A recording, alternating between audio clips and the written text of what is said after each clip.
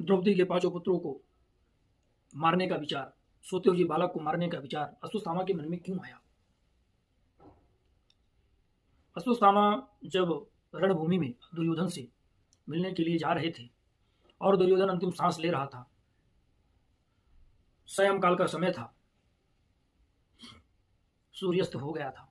अश्वत्थामा ने देखा कि एक विशाल वृक्ष था, उस वृक्ष पर उल्लू निवास कर रहे थे और उल्लू का परिवार था, घोंसला बना हुआ था। तो कौओं का झुंड आया और कौओं के झुंड ने सायंकाल उल्लू के बच्चों को मार करके समाप्त कर दिया और उल्लू कुछ नहीं कर पाया।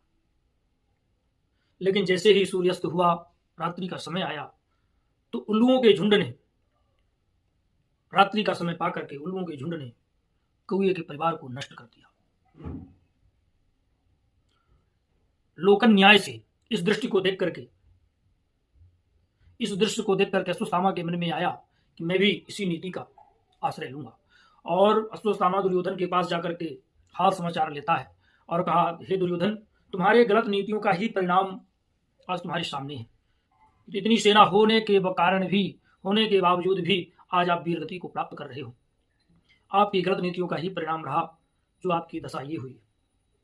चाहे वो मेरे पिताजी हों, चाहे वो पितामह भीष्म हों, शरीर से तो आपके साथ थे, लेकिन मन बुद्धि चित्त से ये तो पांडवों के साथ थे।